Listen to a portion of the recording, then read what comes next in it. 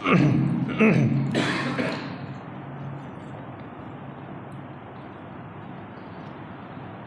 لله الذي خلق الإنسان والصلاة والسلام على عبده الذي فضله بالعلم والإعجاز والبيان وعلى صاحبه أبي بكر من جمع القرآن وعلى الفاروق الموصوف بالعدل وكذلك كان وعلى عثمان التقي الحي الذي تستحيي منه ملائكة الرحمن وعلى علي سيد العلماء والشجعان وعلى سائر أهله وأصحابه صلاة قائمة على ممر الزمان. أما بعد فأعوذ بالله من الشيطان الرجيم. بسم الله الرحمن الرحيم. قال الله تبارك وتعالى في القرآن المجيد والفرقان الحميد: ومن يتق الله يجعل له مخرجا ويرزقه من حيث لا يحتسب ومن يتوكل على الله فهو حسبه إن الله بالغ أمره قد جعل الله لكل شيء قدرا. وقال رسول الله صلى الله عليه وسلم: اتق الله حيثما كنت وأتبع السيئة الحسنة تمحها وخالق الناس بخلق حسن، أو كما قال عليه الصلاة والسلام: صدق الله مولانا العظيم وصدق رسوله النبي الكريم ونحن على ذلك من الشاهدين والشاكرين والحمد لله رب العالمين. عزیزان من، بزرگان محترم، ابو ذر غفاری رضی اللہ تعالی عنہ کی ایک حدیث مبارک ہے. فرماتے ہیں کہ ایک دفعہ میں حضور اقدس صلی اللہ علیہ وسلم کے خدمت میں حاضر ہوا تو سرور کونین صلی اللہ علیہ وسلم نے مجھ سے فرمایا: اے ابو ذر، میں تجھے کچھ نصیحتیں کرنا چاہتا ہوں، ان کو توجہ سے سنو، یاد رکھو، ان میں غور کرو اور ان پر عمل کرنے کی کوشش کرو. وہ کہتے ہیں کہ میں نے کہا: رسول اللہ ضرور نصیحت کیجیے. آپ صلی اللہ علیہ وسلم خاموش ہو گئے. یہ دن گزرا گیا. اگلا دن آیا، پھر حضور اقدس صلی اللہ علیہ وسلم نے یہی جملہ ارشاد فرمایا: اے ابو ذر، میں تجھے کچھ نصیحتیں کرنے والا ہوں، ان کو توجہ سے سنو، ان کو یاد رکھو، ان میں غور کرو اور ان پر عمل کرنے کی کوشش کرو. پھر آپ صلی اللہ علیہ وسلم خاموش ہو گئے، آگے کچھ فرمایا نہیں. تیسرا دن آیا، پھر آپ صلی اللہ علیہ وسلم نے بعینہ ہی جملے ارشاد فرمائے. پھر میں انتظار کرتا رہا کہ آپ صلی اللہ علیہ وسلم کچھ نصیحت فرمائیں گے. چوتھا دن آیا، پھر آپ صلی اللہ علیہ وسلم نے یہ جملے ارشاد فرمائے. میں انتظار کرتا کہ آپ صلی اللہ علیہ وسلم نصیحت فرمائیں گے، پھر خاموش ہو گئے. پانچواں دن آیا، پھر آپ صلی اللہ علیہ وسلم نے یہ جملے ارشاد فرمائے. چھٹا دن آیا، پھر آپ صلی اللہ علیہ وسلم نے یہ جملے ارشاد فرمائے کہ اے ابو ذر، میں تجھے کچھ نصیحتیں کرنا چاہتا ہوں، ان کو توجہ سے سنو، ان کو یاد رکھو، ان میں غور و فکر کرو اور ان پر عمل کرنے کی کوشش کرو. 6 دن گزر گئے، آپ صلی اللہ علیہ وسلم یہی جملے دہرا رہے ہیں اور میں انتظار کر رہا ہوں. اب آپ صلی اللہ علیہ وسلم اصل میں ان کو متوجہ کرنا چاہتے ہیں کہ بار بار یہ بات کہی جا رہی ہے. اب اس کے بعد جو نصیحتیں ہوں گی، جو باتیں ہوں گی، وہ کتنی قیمتی ہوں گی، اس کا اندازہ آپ اس بات سے لگا سکتے ہیں کہ آپ صلی اللہ علیہ وسلم نے 6 دن تک ابو ذر رضی اللہ تعالیٰ عنہ کو اپنے طرف متوجہ کیا، متوجہ کرتے رہے.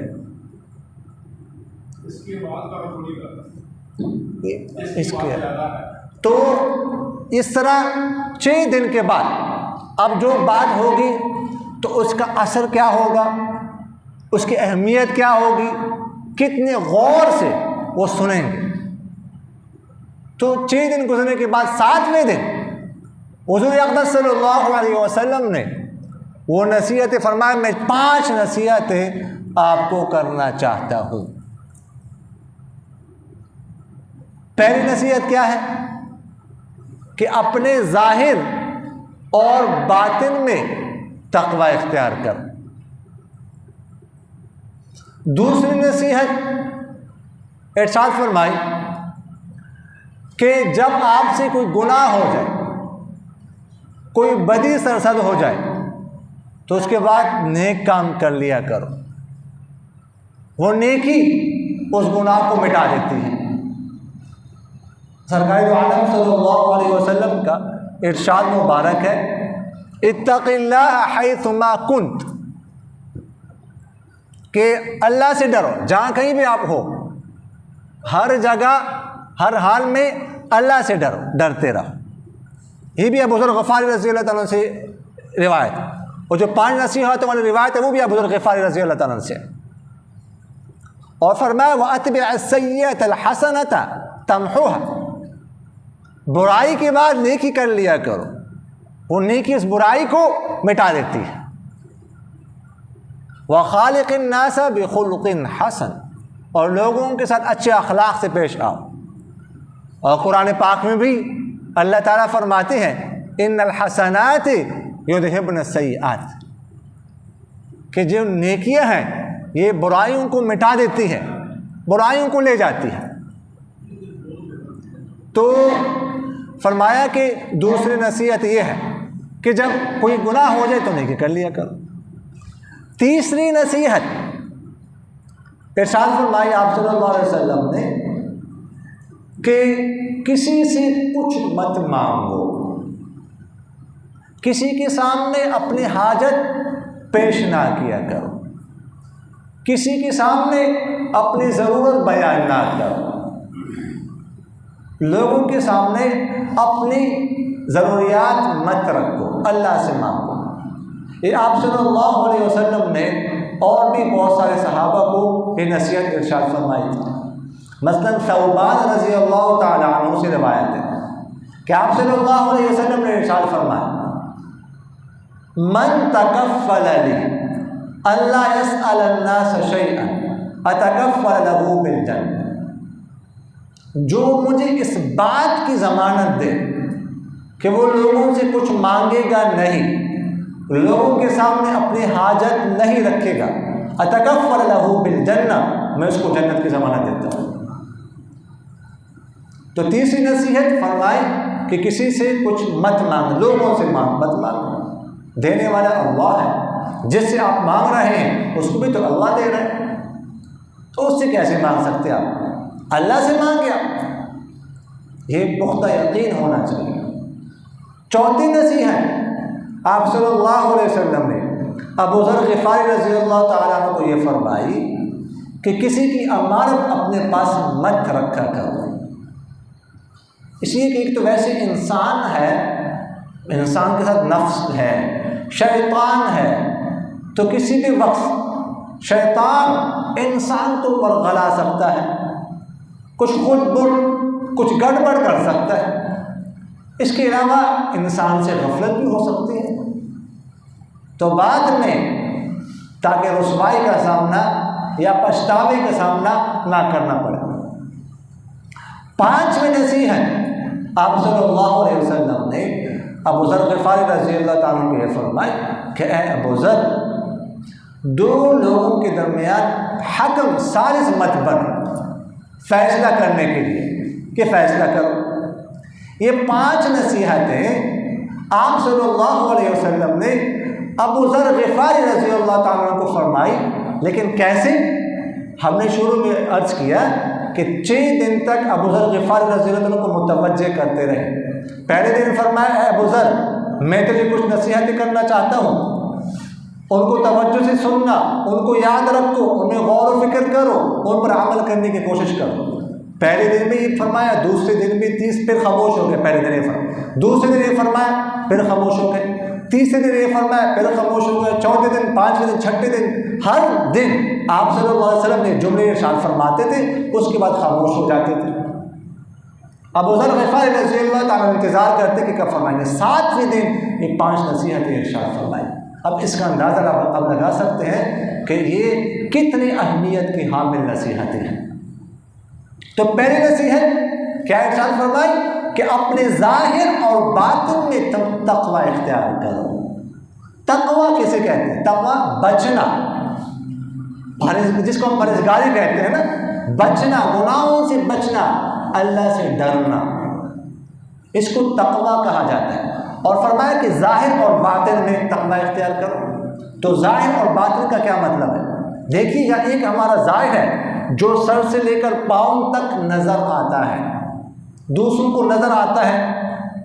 ہمارے ہاتھ نظر آ رہے ہیں، ہمارا چہرہ نظر آ رہا ہے، ہمارے پاؤں نظر آ رہے ہیں، ہمارے کان، آنکھیں، زبان.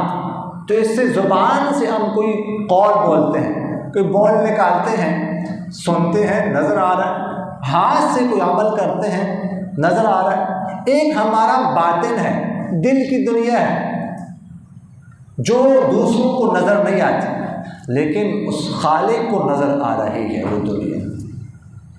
اور اس دنیا کے اندر، اس اندر باطن کے اندر اللہ تعالیٰ نے بہت سارے جذبات رکھے ہیں. ایک خواہشات کا سمندر ہے جو ٹھاٹھے مار رہا ہے اندر، اور جو ہمارا ظاہر ہے وہ ہمارے جو باطن کے جذبات ہیں ان کے تابع ہوتا ہے. باطن میں کوئی جذبہ ابھرتا ہے ڈاکہ ڈالنے کا، تو ظاہر کے جو ہمارے اعضاء ہیں وہ حرکت میں آتے ہیں. باطن کے اندر کوئی بد خیال آتا ہے، بد فعلی کا، گناہ کا، تو ہمارے جو ظاہر کے جو جتنے بھی ہمارے افعال ہیں، جتنے بھی ہمارے اعضاء ہیں وہ حرکت میں آتے ہیں. تو فرمایا کہ ظاہر اور باطن میں تقوی اختیار کرو. بعض محدثین نے فرمایا کہ ظاہر سے مراد ہے محفل میں، جلوت میں، محفل میں، مجلس میں بھی تقوی اختیار کرو. اور باطن سے مراد خلوت ہے کہ خلوت میں جب کوئی نہ ہو تب بھی تقوی اختیار کرو. کوئی نہیں ہے لیکن اللہ آپ کو دیکھ رہا ہے. آپ موبائل یوز کر رہے ہیں، آپ کون سے مناظر دیکھ رہے ہیں؟ ابھی آپ تصور کریں کہ اللہ مجھے دیکھ رہا ہے. اب اللہ کون سے مناظر دیکھنے سے خوش ہوتا ہے، کون سے مناظر دیکھنے سے ناراض ہوتا ہے؟ اللہ دیکھ رہا ہے. تو جلوت اور خلوت میں تقوی اختیار کرو، اس کا مطلب یہ ہے. اللہ جل جلالہ قرآن پاک میں ارشاد فرماتے ہیں وَمَن يَتَّقِ اللَّهَ يَجْعَلْ لَهُ مَخْرَجًا وَيَرْزُقْهُ مِنْ حَيْثُ لَا يَحْتَسِبُ، کہ جو شخص تقوی اختیار کرتا ہے. تو اس آیت میں اللہ تعالیٰ فرماتے ہیں کہ 2 انعام اللہ تعالیٰ اس کو نقد عطا فرماتے ہیں، نقد ملتے ہیں. پہلا انعام کیا ہے؟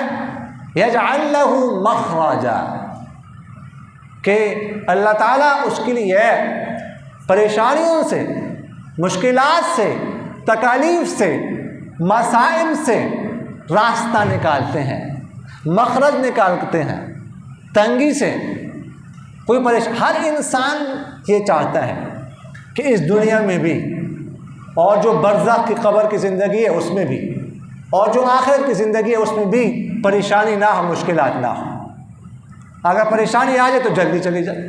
قبر میں قبر کا عذاب نہ ہو، سانپ بچھو نہ ہو، قبر کی تنگی نہ ہو.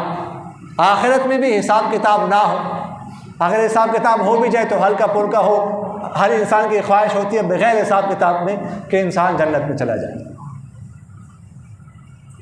تو پہلا نقد انعام جو تقوی اختیار کرتا ہے اس کے لیے یہ ہے کہ اللہ تعالیٰ اس کو پریشانیوں سے، تکالیف سے بچاتا ہے. اگر کوئی مشکل آ بھی جائے تو اللہ تعالیٰ اس کے لیے راستہ نکالتے ہیں.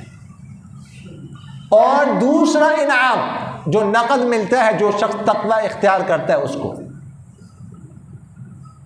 وہ ہے کہ وَيَرْزُقْهُ مِنْ حَيْثُ لَا يَحْتَسِبُ، کہ اللہ تعالیٰ اس شخص کو وہاں سے رزق دے گا جہاں سے اس کا گمان بھی نہ ہو، اس کا وہم بھی نہ ہو، اس کے خیال میں بھی نہ ہو. ہر انسان، ہر دوسرا انسان آج کل رزق کے بارے میں فکر مند ہے، پریشان ہے. رزق کی دعا، وسعت کی دعا آپ صلی اللہ علیہ وسلم نے مانگی ہے.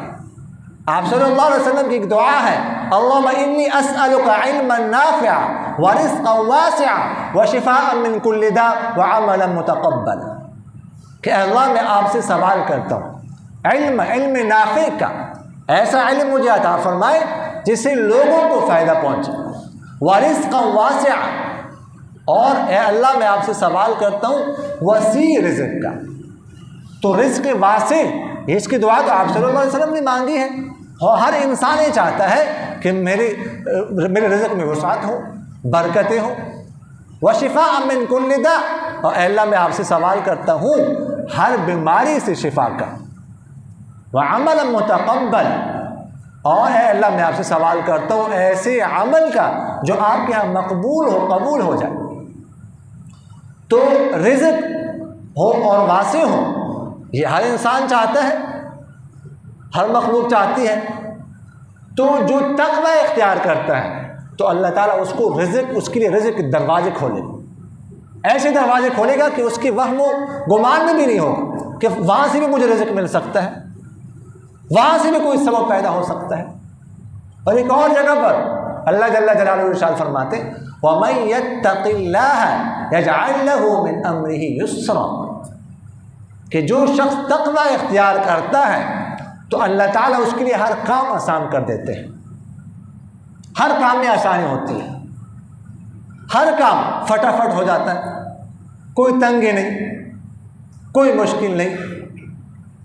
اور ایک جگہ پر اللہ تعالیٰ فرماتے ہیں وَمَن يَتَّقِ اللَّهَ يُكَفِّرْ عَنْهُ سَيِّئَاتِهِ وَيُعْظِمْ لَهُ أَجْرًا، کہ جو شخص تقوی اختیار کرتا ہے، اور تقوی کا مفہوم میں آپ سے عرض کر چکا ہوں، اللہ سے ڈرنا، گناہوں سے اپنے آپ کو بچانا، خلوت میں یا جلوت میں۔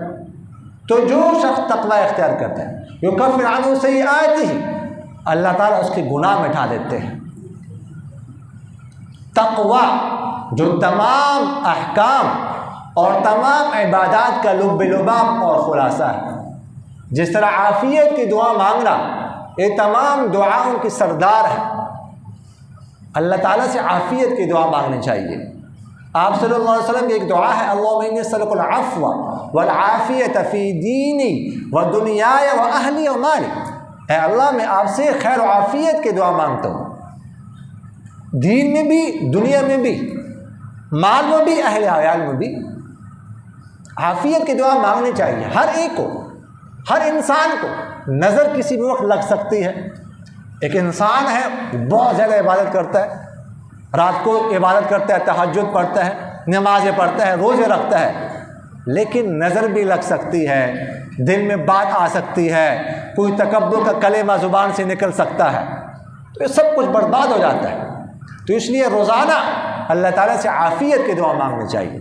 تو عافیت کی دعا تمام دعاؤں کی سردار ہے، اسی طرح تقوی تمام عبادات کا لب لباب ہے۔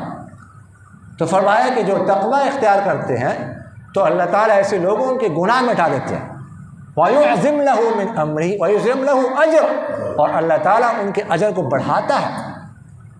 کوئی نیک کام کرتا ہے تو اللہ تعالیٰ کئی گناہ، چونکہ جب انسان کے اندر تقوی آ جاتا ہے تو پھر انسان کے اندر اخلاص آتا ہے، اور اخلاص جتنا ہوگا عمل میں اتنے ہی وہ عمل قیمتی ہوگا۔ ایک شخص ہے وہ 100 رکعتیں نوافل کے پڑھتا ہے، 1000 رکعتیں پڑھتا ہے، لیکن ایک شخص 2 رکعتیں پڑھتا ہے، وہ 2 رکعتیں 1000 رکعتوں پر بھاری ہو جاتی ہیں۔ کیوں؟ اخلاص ہے، توجہ ہے، خشوع خضوع ہے۔ تو اخلاص جتنا ہوگا اتنے ہی اعمال میں۔ اچھا، بخاری شریف کا جو آخری باب ہے نا، جو امام بخاری رحمہ اللہ نے قائم کیا، وہ باب ہے کہ ان اعمال بنی آدم وقولہم یوزن، کہ جو انسان کے اعمال ہیں اور جو اقوال باتیں ہیں، جو اعمال ہیں، ان کا وزن کیا جائے گا۔ محدثین نے تفصیل سے بحث کیا ہے، وہاں پر یہ نہیں ہے کہ ان کو گنا جائے گا، گنتی ہو، یہ نہیں وہاں پر ہے تولا جائے گا، وزن ہوگا، کتنا وزن ہے۔